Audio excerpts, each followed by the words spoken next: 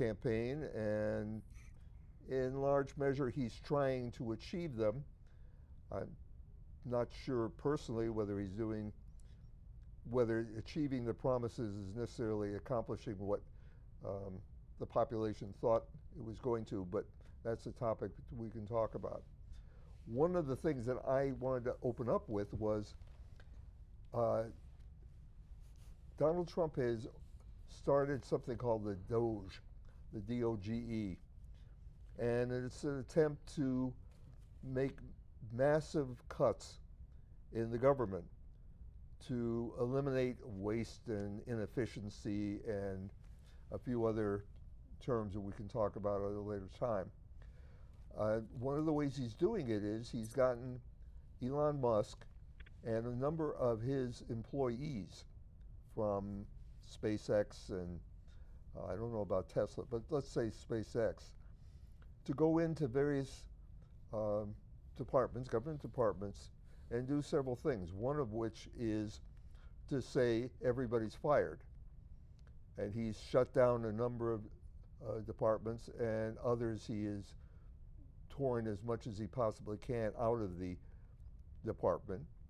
And another thing he's doing is he's sending his young proteges into the computer systems to find out what is actually being done. For example, in Social Security, he's looking at everybody who's ever been from the beginning of time part of Social Security. He's looking at the payment systems, how much are being paid, etc. Um, and he's gone into a number of other systems of other corporations. One of my problems with what they're doing is they've got some young, really sharp programmers. And they're going in to analyze the systems. I, at one time, was a really sharp young programmer. I could not do what these guys do because they're operating systems guys. They figure out how to make information go from one place to another.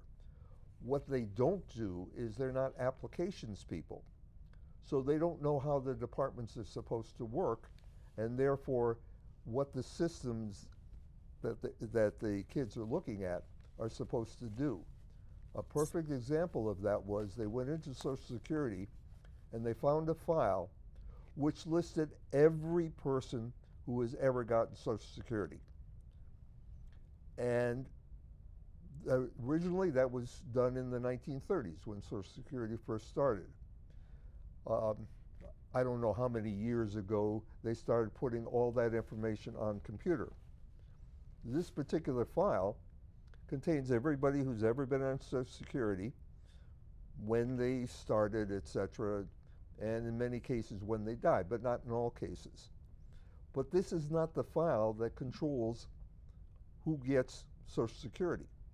So there was a listing that was put online of the total number of people by age that were on Social Security. They had somebody in there who was 330 years old.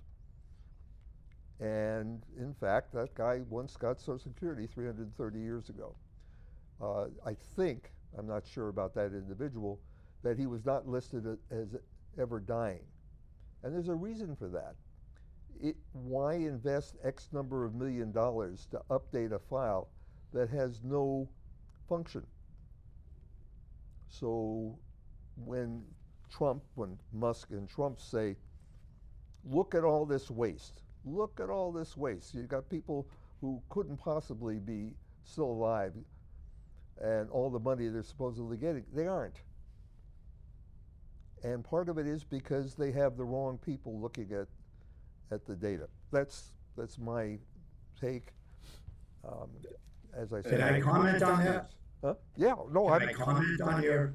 I promise to shut up. Well, you took out 4.5 minutes, so that's okay. Okay. My only first off, I just keep this a few minutes. First off, again, these people probably should have taken the time to have somebody review it, or somebody should have told them before you publicize this, have it reviewed.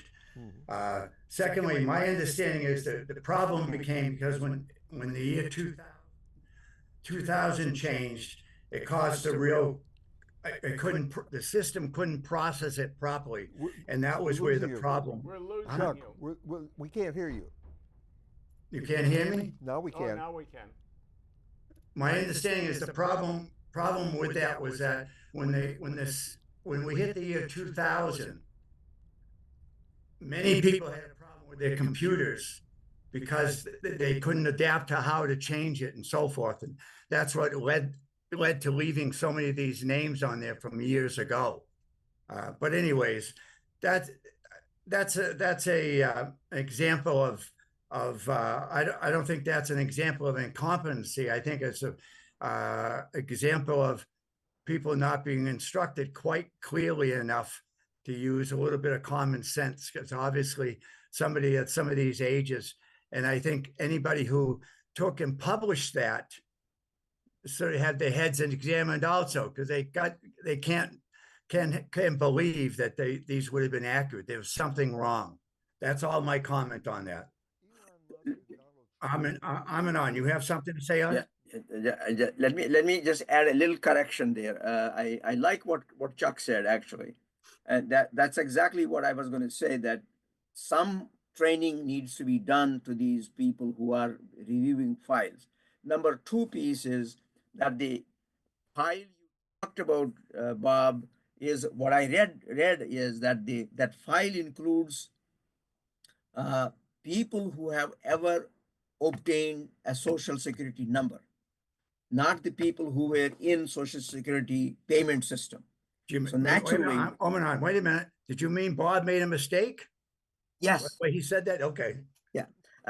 So that's what this is, again, I read that there was a name to the file given. I forgot. It starts with N, and apparently anybody who got a social security number, they are there. So naturally, exactly what Chuck said, that they should train the people to figure out, just as Bob said, application piece, so that they are aware what they are looking at before they let Trump publicize it, because he's also using the same figures and talking to Saudi people and telling them this is what is happening. So that's a good point, actually, for correction. Pat, any comments on that, Pat, or anything else? Yeah, I'd like to comment. Unfortunately, I'm going to have to reference my my favorite newspaper, a quotation with regard to, it's called 10 Days That Shook the World. They're talking about Trump taking over. But he and his henchmen, what's his name? Musk. Elon Musk, have uncovered, according to this, and I looked at it carefully, and I tend to agree, and it touches upon exactly what you have referred to and what Bob has been talking about too. The whole government, I'm reading now, the whole government was operating on autopay, with billions flowing to enemy regimes and rackets of all sorts. Shutting that down had to be priority number one. And they looked into who was running. And David A. LeBrick, who turned out to be the highest ranking person in the civil service. LeBrick had been promoted to that position on January 20th, but his former boss was the Deputy Secretary of the Treasury Department, a Nigerian emigre named Wally Adeyemo, who had at one time been head of the Obama Foundation. Whatever that means, I don't know, but there's a lot that can be assumed. His resignation put LeBrick in the driver's seat. The point of the article is that what he and oh God help me with names, but the two of them, the president and what's his right-hand man? Musk. Musk. Musk, you talking about? Musk, yes, thank you. They have discovered that there was a lot of unexplained activity over the past 4 or 5 years that has led to monies being going out of the Treasury and not really having been accounted for. Well, The that's spigot spilling so much money that it was creating $1 trillion in debt every 100 days. In other words, shortly, they discovered that the Treasury Department was not operating the way there was not the accountability. It was simply put in the hands of these individuals, and one of them I gave you his name, and they were controlling pretty much what money was going out. The bottom line being that the U.S. government has been spending far above and beyond what we should be spending. Money has been going out of the Treasury at a much greater rate than. So I personally am, I feel good about the fact that they are looking into this. I'm hoping that there will be the name of this, the very name of this title, 10 Days That Shook the World. And I have every reason to believe what they're saying because I have been following it and I've seen some of their material a lot of their material in the past. So I tend to believe it. I don't think that their money is being spent needlessly. It has not been. Bob needs to expand. Bob needs. That is the bottom line. My question is, Bob needs to expand on. well, my question with what the article is saying is they're saying huge amounts of money, $1 trillion a day or a week or whatever it was, but they're not giving any examples. And there are one example that I saw in the news that was quoted by Trump, among others, was that we were sending $10 million worth of condoms to Gaza. Turns out, I think it was 15 actually. okay, 15, a large number. Turns out it wasn't going to Gaza, it was going to Mozambique, where there was a major HIV problem, and one of the ways to keep it from spreading is to use a condom. So when they give specific examples, very often the examples are wrong. The Social Security we talked about a little while ago, the Mozambique issue, there was a Okay, thing. that's two. That's two. Okay. That's two possibilities. Okay, there was another one that they were going crazy because So I get you, Bob, USAID. I get your point about. I want specifics rather than generalities, because I think once we find out that something you think is a waste of money or maybe treasonous, somebody else may think is very positive. Specifically, Okay. That's the a whole thing. United States has plugged a scandalous spending leakage at a rate of $4 billion per day, thanks to the work of Trump's Department of Government Efficiency. They don't get into explaining exactly I guess what you're looking for is the exact departments. And the programs that they're. Gist of the, yeah. But the gist of the article is pointing out that in the Treasury Department, there has not been the accountability, and they go on to name the people that are involved in it that they had assumed there was. And the numbers are astronomical insofar as what I can see.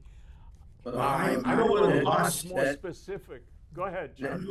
I'm a little lost on what we're talking about tonight. I thought we're going to be talking about what the Trump administration's been doing in general, not honing in on a small one specific example. How he has been spending, or what he has found in terms of the spending that's going on in the government. This article My, addresses that to some extent. Go ahead. Omenon has something to my, say. my comment is that you have to recognize that Trump is in charge. Number two, he has started some initiatives, and those initiatives have to go through to, it's a good idea to take a look at accounting, and as Musk said in his press conference, mistakes will be made, and we should be corrected. I like that Musk himself in the White House conference said that we'll make mistakes, we need to be corrected, and here are some mistakes. But at the same time, they should be given some time to let them go through wherever the chips fall, instead of making these outrageous so-called estimates. We don't know yet. And because at the same time, you have to recognize the overall USAID budget is not several $1 trillion. So that's what you got to recognize. And at the same time, he has several executive orders. They all have to go through certain steps, and then we will know what the result is. In the meantime, steps are being taken by opposition as well to make sure that things are done correctly and right. So that's where I stand. I thought, Bob, that what you were going to suggest we talk about as far as whether or not each of us, what we feel about how Trump administration is handling the entire operation. Okay. Not as honing in on a specific topic of that. More broadly. We don't have that much time to get into a bunch of real little specifics. Well, unfortunately, it's many times the specifics that are a symptom of the problem. I'm going to throw out something just on that one topic. They went to the Department of Energy and they cleared out most of the people involved in maintaining and controlling the U.S. atomic weapons stack. And then they said, oops, we made a mistake. And they went running, trying to find all these people who they told to go away and never come back, to put them back to work. It is when you go through and you do we're going to shut this whole thing down and wait and see who screams, and then we'll put things back, irreparable harm can happen. Another example, USAID, they shut all the funding. Some hospital in Africa, I don't remember where, they closed it. There were a bunch of people in that hospital who were on oxygen. By the time they realized that, well, maybe we don't want to do that, those people were dead. So what's your suggestion on this, Bob? If you want to do a major overhaul, if you want to do anything, and this was my business for many, many years, you find out what the organization does, and then you say, is this what we want to do? If we want to do this, what other things do we have to do in order to make that happen? And then you can make an intelligent decision as to what to get rid of and what not. It doesn't happen in one day. Let me back up a little bit, Bob. Sure. Are you okay with the Trump administration overall auditing all these departments? No. Oh, I'm No. sorry. I have no problem with them auditing the departments.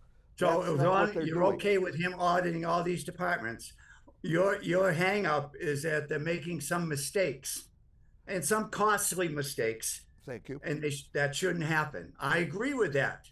I think Omenon and Pat would agree with that. Okay. So we're on, at least you and I are in Common agreement that what the Trump administration's doing is acceptable No, wrong. as far I as agree auditing that all the departments. What they're trying to accomplish, you and I agree on. What they're Okay, doing. what about Pat? Does Pat agree with that? With what they're trying to accomplish, I think what they are accomplishing is my take on it. From what I have read, I agree Okay, that okay. I haven't looked at it. But just in general terms, extensively Pat. as any of us could. Where do we get our information? from the radio, from the television, perhaps reading a newspaper. So I don't think that, I don't believe, or I would ask that you tell me if you think you're better informed than the average person. I tend to agree with what you're saying, Chuck. Omenon, do you agree with? Omenon, do you agree? I think that he this- has, insofar as Bob's comment with regard to, you know, giving notice about what you're going to do. We already, I think Pat, we that already from- talked about that from aspect. Yeah. one that's what- president that- to another, and from one government to another, I think that's pretty difficult to do. I mean, if you tell if you have been elected and you say, well, we're going to come in and we're going to audit these departments as soon as well, if they're doing anything wrong, of course they're going to correct it. Of course it's going to be. I don't think you can do that in the government. In Pat, society we're in just, general, yes, probably.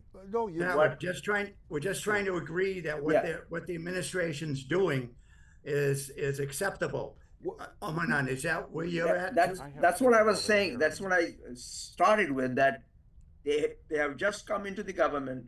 They are going through the process to make sure accountability is there. So there's nothing wrong with that. But at the same time, as Musk said, there will be mistakes made. So we should accept that also, let them correct them. And so at the same time, if they can discover some things which need to be stopped, get going on that as well. I think I'm concerned the fact that it bothers me a little bit that they're trying to do so much so fast. I mean, Yes, that you know, is- people are critical about what they've done, but it's unbelievable that they've done so much stuff in 30 days. If Bob, I what do had you got? a machine gun, I could kill a whole bunch of people in 30 days. Maybe I didn't want to kill everybody or any of them, but I Bob, let's accomplished stay a on great top. deal. Let's stay on topic, Bob. Yeah, I'm being sarcastic. Yeah, I know you are. For a reason, and the reason is there are standard ways where you look at something and you say, is this necessary? Is this what we want to do? Et cetera, et cetera. But you don't destroy it and then say, oh, well, maybe 85% was okay. Meanwhile, irreparable harm is being done. It's not unrepairable harm. In some cases it may be, but in most cases that stuff is, they can smooth those things out. Right. I don't. There's another factor while we're talking about money. What's Pat If got you're to say? tearing something down and then saying, oh, I didn't mean it, I'm going to build 90% of it back, it costs a hell of a lot more than it did before. So if you're talking about just saving money, one of the things you don't do is you don't trash something and then say, oops. Let me ask you something. Do you think that the American government today, I know this is difficult to assess, but do you think that we are spending too much money? Are we in debt? Mm-hmm. Are we in debt? Mm-hmm. Okay. How much so are we in debt, anything Bob? that you look at that can save money, you know, I'm not talking about 20 cents. I'm talking about big money. If you can find a way to save it, and in my estimation, from what I've seen, this is exactly what he is trying to do. They're going Correct. through every department. I have seen and I've read this particular article, and I've seen one other article. Those are my sources of information. He is Okay, we trying agree. very hard We- to minimize we agree on the that. number of people that are working in the government, and in some fashion get rid of those who are not producing. And from what I see and what I hear, that's what they're doing. Insofar as from one government to a new government, I don't think that the existing government is going to say, come in and you can audit everything that you want. You know, I think it's very difficult to do. Well, If that's the been talked existing about. government has overspent, they're going to look for ways to hide it. You have to I'm look sorry, at, for go ahead. example, you have to look at one example here is that they are now beginning to look at how to cut Pentagon budget, 8%, which is probably going to be big. And I don't know what kind of cuts will that be, will that impact defense? I think it's a good idea to look at that as well. And that way, if you want to save money, you want to decrease the deficit, maybe they have to look at every department, including defense. Yeah, but again, if there are ways to do it, let's say an example: we all live in a house. I give my wife X number of dollars to go shop for food. She says we're eating the wrong stuff. So instead of shopping for food, she doesn't. No food in the house. And that doesn't necessarily say whether we're eating the right food or not. What it does say is we're damn hungry. And that's the approach. And it's the approach that I'm objecting to, not necessarily the objective. Okay, we agree. I agree with that, Bob. Okay. And I think Omanar and Pat may agree to it. So we're all on the same page at the moment. Okay. So what's your next, you have something else in reference to the administration you want to bring up? I'll give you another one. Okay. The great negotiator, the art of the deal. They're looking at a major war going on in Europe that we have been supporting one side versus another side in a variety of ways, both economically and by shutting things off from Russia, making things more difficult for them, and we've been providing arms. And he wants the war to stop. I think most everybody wants the war to stop. Who's he? Trump. I thought we were talking about Trump. So he now says, I'm going to negotiate between the two, and I'm going to cause the war to stop. The first thing he does is he says, one side, what are your objectives? And that person gives him the objectives. He says, hey, that's great. Okay, we'll give you that. Now, let's negotiate on everything else. If you ever bought a house, bought a car, you don't go in and say, yeah, but whatever it is you want, dealer, you can have it. Now let's negotiate on everything else. So maybe I'll get wheels if I'm really, really good for my car. It's insane. It means that he is. I'm sorry. Not. Do you understand you're what changing the subject? I was asked to. He said other things that Trump is doing. So I'm sorry. I didn't hear. I that. did. Go ahead. What I got from Bob's analogy, I think, is that in getting the Ukraine war stopped, Trump has started negotiating with Putin without Zelensky. Is that what you are trying to say? Well, no. So, not only is he doing that, but he's also conceding all the points at issue before he starts the negotiation. And this is supposedly a very, very experienced negotiator. I didn't understand that he did that. Did you? Yeah. He said. Oh, I'm just asking Omanar.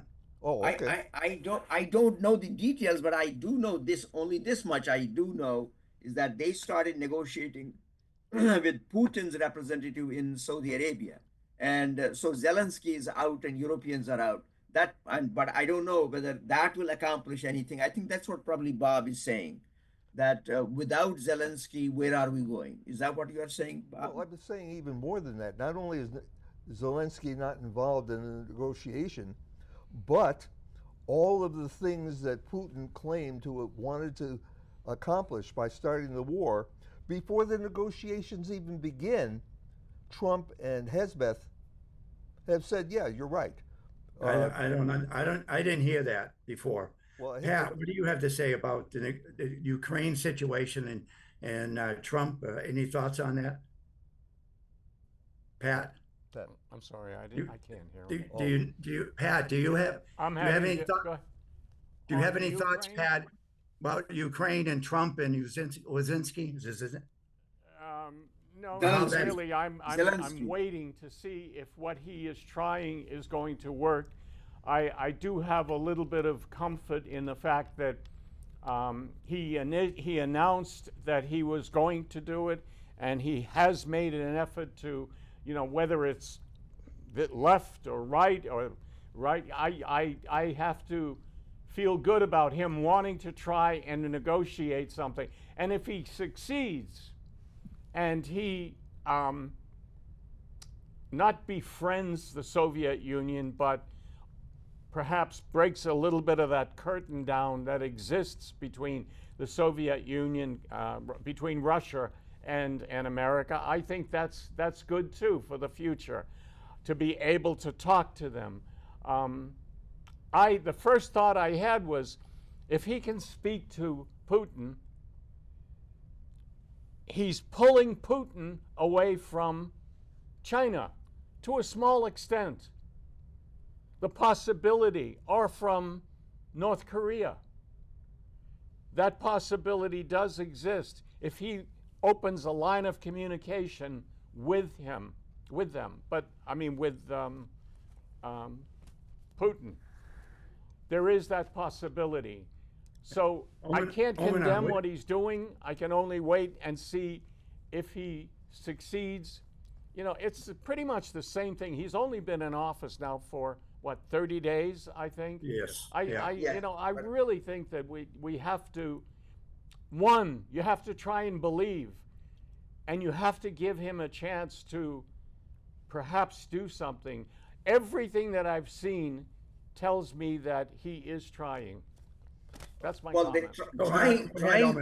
trying part is good. I also like that, but at the same time, then extending that as an option that North Korea will be little sleepier and China will be back away. I think that's kind of far-fetched aspiration. What I would like is, I would stay with Russia and Ukraine, get that thing solved, and then deal with China or North Korea, because I think because Putin is not Putin is a very shrewd politician, and so he's not going to be swayed that easily unless Trump gives him some bone to chew on. Again, Go ahead, Bob. when I don't agree with a lot of things that Trump's doing in foreign policy. We'll start with that. But some of the things I'm willing to let him have a little bit of time to try. But what he's doing is the expertise that has allowed America to be the leader of a good portion of the world for 80 years says there's certain things you don't do. For example, you don't slap your neighbor who's friendly with you, who helps you mow your lawn and Who's trim your that? trees. Our neighbor, specifically I'm thinking of Europe, for example, or Canada, or Mexico. People who we have been very close to, we've interacted with successfully, success being measured by the standard of living that the American population is enjoying, the safety that we've been enjoying in large measure, not totally. I hear you, Bob. You're saying you don't like the way he's communicating with Canada and Europe. Well, communicating it's more than that. He's taking however you want to steps. describe it. You're not happy with the way he's handling Right, Europe and Canada. right. Okay, Well, there's some that's- validity in that. I would say. But again, by trying something brand new, which in and of itself is not necessarily a problem, but doing something which causes not necessarily irreparable harm if it doesn't work, but certainly becomes extremely more expensive than it was before to get back to that same, assuming you can even get back to that. the Canada U.S. hockey game the other night, when Canada, the Canadian audience booed the U.S. national anthem because of the way Trump was acting and saying and what he was threatening to do. That is going to be very hard to reestablish, and there will be a cost. I can't take you seriously on that, Bob, that's going to be. I get the distinct feeling Yeah. that you miss our former president. I actually miss Bill Clinton more than most. But that's. I think that from what I can recall, and I can't point to anything specific here at this moment, but growing up, growing old, what I've heard, what I've seen, we have been more than beneficial as a country and as a support, both fiscally and generally, to Canada. We have been more than sufficiently beneficial in generating commerce with Mexico. I don't think that there's, I have a certain amount of admiration for him coming in and announcing that America is going to say, I remember the, what is it called? The union, NAFTA? No. NATO? Where all the countries come together. We have been UN. paying the tab. Talking about NATO. Oh, God help me. You're talking about UN. NATO. No, in the U.S., all the Western countries, they all come together. NATO. No. No? At any rate, UNO. the United States. United has been- Nations. What? United Nations. United Nations. Hey, Thank you get the prize. Thank you. We have been picking up the tab.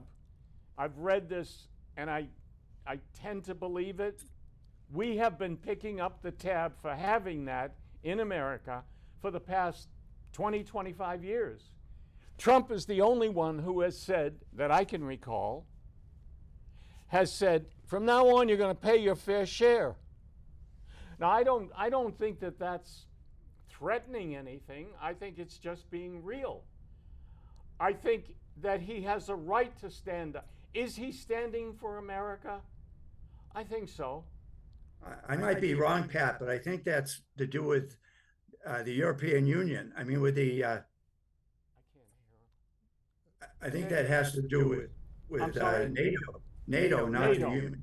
Yeah, Yeah, no, with the- NATO is another situation where I and think this that's has where he's been. I read it recently, not in this paper, somewhere recently, and that he has looked at what America has been doing in terms of helping other countries, gifting them in certain ways, and he is now saying it's time for that to stop. We have, I don't think I have to emphasize the fact that we have a deficit. I wish I could read some of this in detail.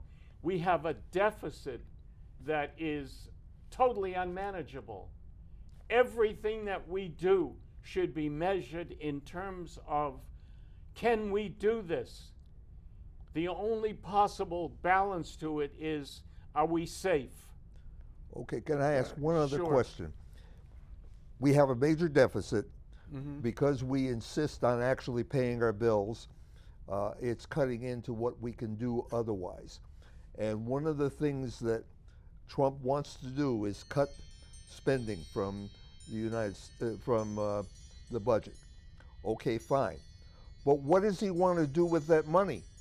He wants to cut our income. He wants to what? cut taxes, which No. Oh, No. yeah. No. Chuck, you were a businessman. When you start running a deficit, what do? Do you raise your prices? If you cut the kind of food you serve, in other words, what you're providing, then you reduce the number of people who come in, because there's some people coming in for ice cream and other people for hamburgers and whatever.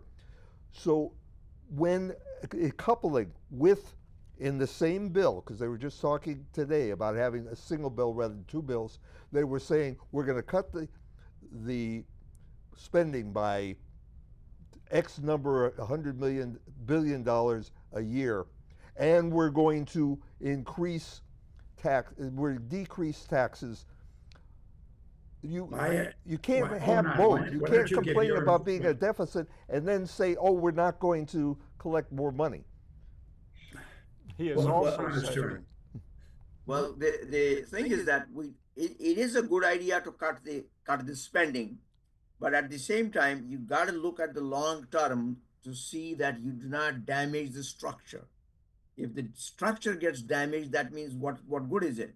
So I like that they are looking at the spending part, but at the same time that also then applies to the taxes, so that it is all held in check, so that money is in the treasury, not going to everybody else. Before they start distributing the money, let them pay the deficit. So the deficit is paid off, everybody's happy. Now, right now, they are looking at even at Pentagon. So what is going to happen is that also probably will give some money back into the treasury. And why not? But at the same time, going back to the United Nations office, you have United Nations office in New York. A lot of people have employment there. So that's going to have an interesting dividend for the United States, having the offices here, and that provides jobs for Americans here in New York. So I don't know how much money goes into the United Nations, but so far as the NATO is concerned, I do agree that every country should contribute some money, but given the leadership of United States still should hold the leadership position in such a way that nobody questions that. My understanding on the taxes is that the Republicans, including Trump, want to extend the current tax rates and programs into the future. He doesn't want to create new taxes, doesn't want to reduce taxes, wants to keep them the same. And as far as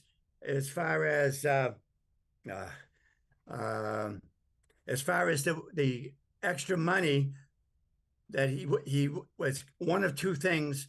One is to use that money to help pay down the debt, and or send out a check for $5,000 to most people. And there's nothing in there to increase taxes. Actually, there was an announcement from Trump that he feels that if we could just increase oil production, that will reduce the costs of everybody in the country. Obviously, he does not understand how the oil market in the world works, but that's neither here nor there. We can have a conversation about that later. But one of the ways he's going to do that is reduce the taxes on the petroleum industry. On the what industry? Petroleum, oil industry. Okay. Again, it's reduce taxes, which reduces the amount of money coming in, and if not, and then reduce spending. The debt doesn't change if you reduce spending by $800 billion and reduce taxes by $800 billion. You're still in debt the same amount. Maybe you're reducing the deficit, although it doesn't work that way since you're spending more today than you're bringing in. If you reduce both the same amount, you're still spending more than you're taking in.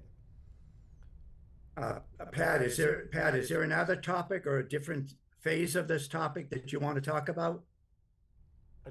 I didn't get you.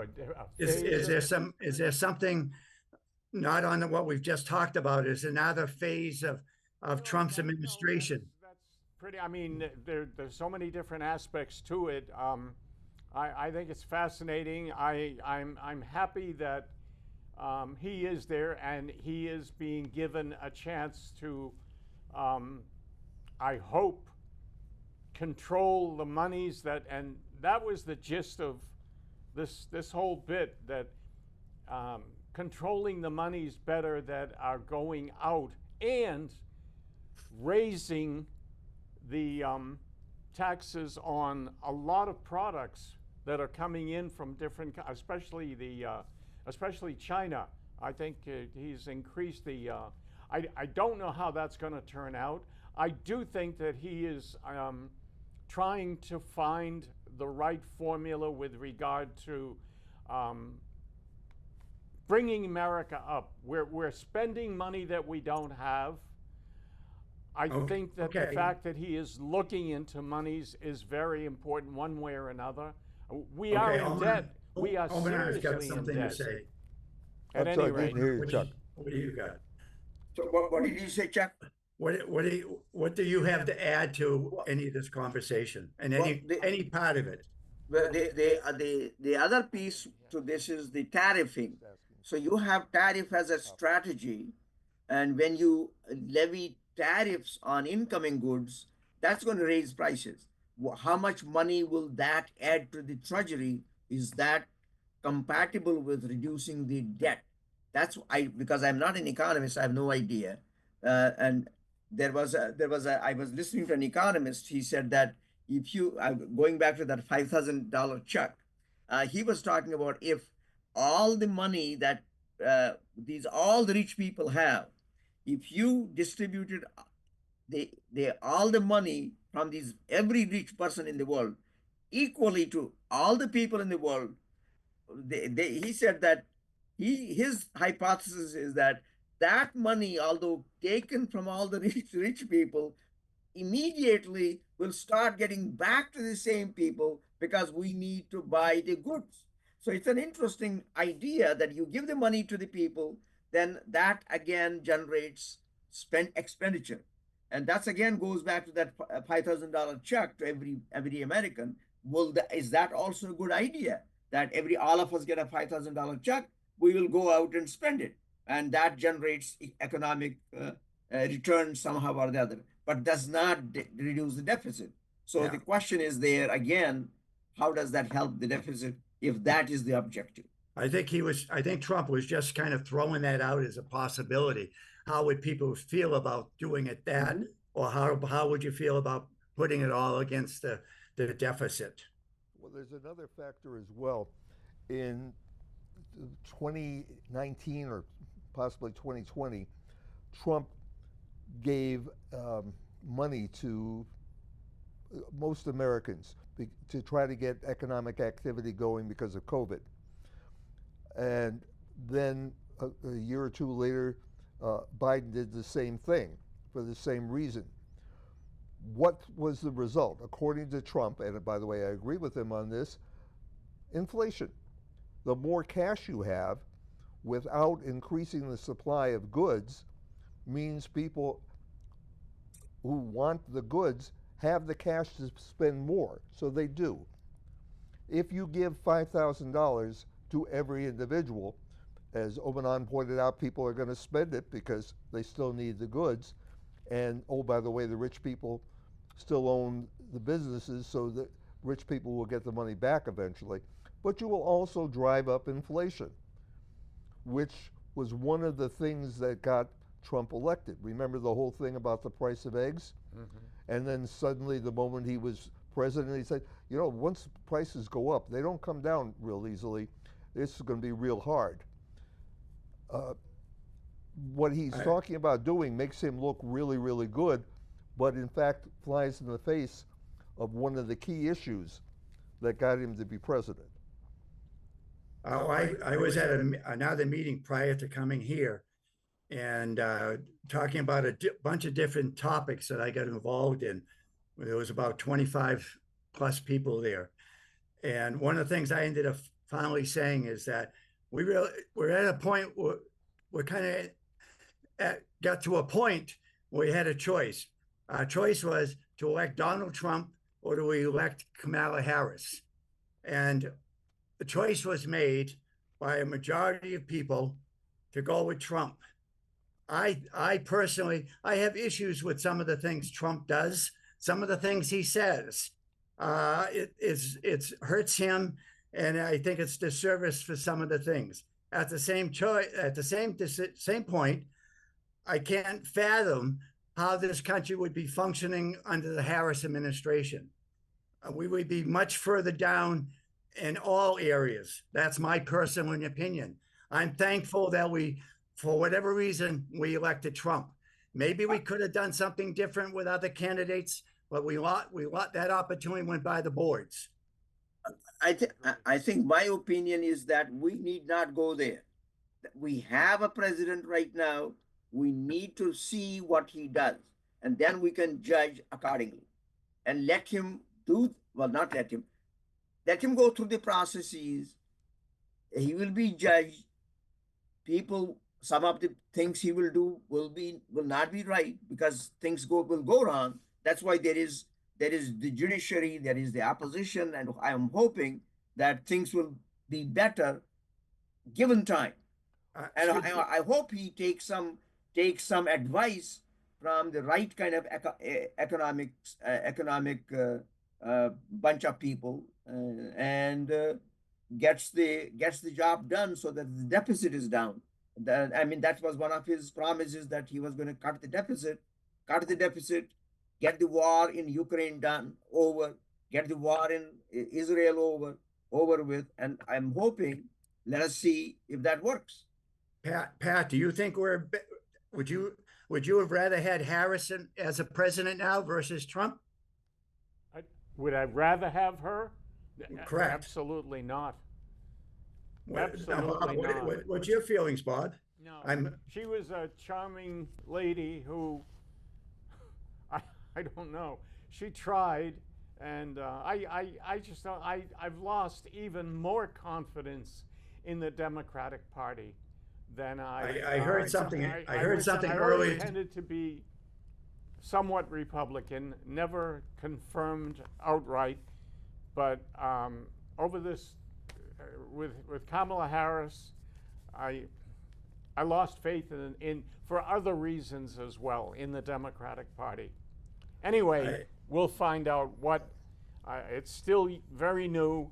He's got a lot of things. I'm sure there are a lot of problems that he's going to face. It'll be interesting to see if he is able to run the government effectively, face off against those, perhaps even solve the issue with Russia, and go forward, and hopefully, with all of the cutting in the different departments that he's doing, it has some meaning. I mean, we're broke. We have no money. We're only manufacturing money. Anything that can be done to control the spending, I think, is extremely valuable. Bob, I just hope that you would be man enough to give Trump a chance to see what he can do over a reasonable amount of time.